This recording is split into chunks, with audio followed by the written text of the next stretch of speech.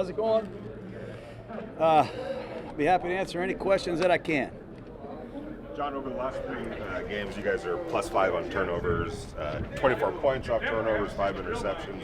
I know it's always a point of emphasis, but is it in a particular point of emphasis, and how do you go about trying to get it in that direction as a team? Well, it's a goal I think not only we have, everybody has. The pass rush usually plays a big part in that, pressure on the quarterback. And we've had a lot more pressure on the quarterback, and it's, I think, helped result in gaining turnovers. And our offensive guys have been pretty good taking care of the ball. We got to do a little better job this week because the Jets are coming from everywhere. Speaking of the Jets, they're playing much better. Obviously, their quarterback was out for a while in the beginning of the season. Seems like they've kind of got things going as of late. What have you seen from them on film, and what are you guys expecting? They got a lot of good players. You know, they put a lot of good players on that roster, and like you say, Darnold is getting healthy and playing good. Defensively, they're really playing with confidence and a very, very, very aggressive style of play. It'll be a challenge for us. What's made them effective against the run so far? They haven't given up very many rushing yards. It's a very aggressive defense. They have good players. We'll start there. They all can run. They all can hit. And they all can tackle. And they have a very aggressive scheme. They're not afraid to load the box with the bear defense. That's Greg Williams' style. They cheat their corners and run support, and they'll tackle you.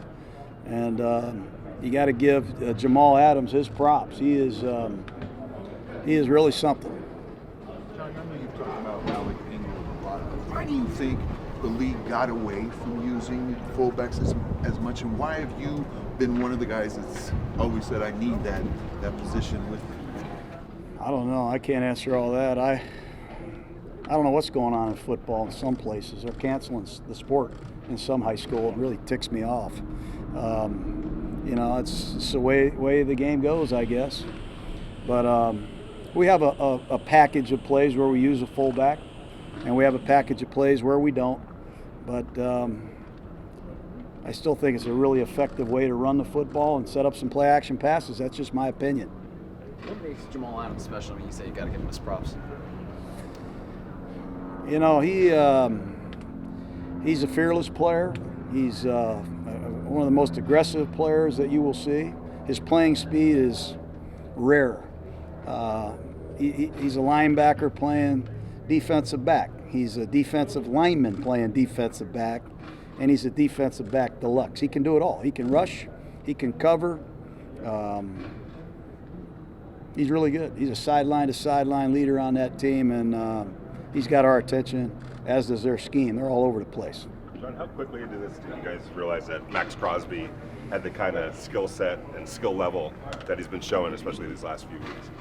Yeah, we pretty much saw it in training camp. You know, you'd go back to the hotel at night and watch the training camp tape, and he was going up against Colton Miller and Trent Brown every day, and you know, he struggled at times, but he never backed down. He has some really great second effort plays, and he's developed his rush, and we saw it from the very, very beginning. And happy for his award and happy for his success, and hopefully that continues. Joyner looked like he was out there at the beginning of practice anyway. How much work did he get into? Yeah, he got in some work. I don't know what it'll be listed as, probably limited on the, we got all these words we got to use. We weren't doing much today, as you can see, in terms of full speed, but we got a lot of reps to get familiarized with who we're playing, and I'm hopeful that he'll be ready to play, but we'll see how it goes when we lather him up tomorrow. Has that been an adjustment for you, kind of days like this where it's a little bit lighter? I've always done this. I learned this back in the 49ers in 1990. You got to teach. You just can't run out there and start screaming and yelling and cheering and challenging guys. You got to teach them the game plan. We got to communicate in the noise, and that's kind of what we have been doing on Wednesdays for the most part for a while. Joseph posted a picture on Instagram of him finishing surgery, or he just got it done. Do you know what the surgery was for, what the injury was? You know, I'm not going to get specific because I can't be accurate, but we're happy that he's going to be well, and we miss him, and we give him our very best. He's a hard guy to replace, one of my favorite guys, and Hopefully, Carl, if you're listening, hopefully you're getting well soon. John, what do you notice about the vibe inside the locker room now that you guys have won 3 in a row and you're in the playoff picture? I don't really notice any change. We're just grinding. We're in the midst of a fight, and we know what we have to do to try to win another game. We got to play better. We got to play better in all 3 phases and keep working our hearts out to improve. And I haven't noticed a dramatic change at all.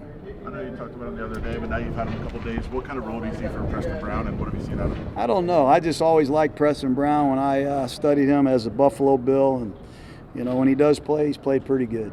And he has the intangibles and the traits that a middle linebacker should have. It doesn't mean we're going to give him Will Compton's job. Will Compton's done good. So we're anxious to study Preston and teach him our stuff and let him put his own spin on it, and he'll carve out his own niche. Mayock was on the radio last week and said that he'd been here for like 4 days when he was down scouting at the Clemson, Alabama, the championship game, and then walked into your office with a cut-up of Josh Jacobs and said, "This is the guy we're going to pick in the first round." Do you recall that? And what? He's doing all the interviews, taking all the credit for Jacobs. Okay, you can have all the credit, but Jacobs wouldn't be here if we didn't have the picks. So I don't care who drafted him. We all were united in picking Jacobs, but he deserves all the credit certainly, and we like to rib each other on a lot of things, but it doesn't matter. He's here, he's ours, and he's a great prospect, and he's off to a great start. I'm really happy for him. He's a great kid that has given us every ounce of energy he has. But in terms of the collaboration with you and Mike since he's been here, there was some stuff made early on about, they sent the scouts home and they did this and that, but it doesn't seem like it could have gone much better draft-wise. If Abram had been healthy, we kind of saw him as an impact player, but no, it was a great collaboration.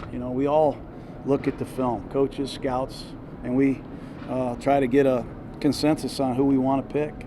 But we needed a feature back. We didn't have one. And we got one in the first round, and we're going to try to add some pieces next year with all the picks that we've assembled. And that's one vehicle to get better.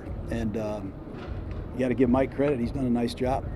Is there any sort of particular tone that you wanted to establish with the first play that you run of games? The majority have been running the ball in the last few weeks. They've been pretty successful.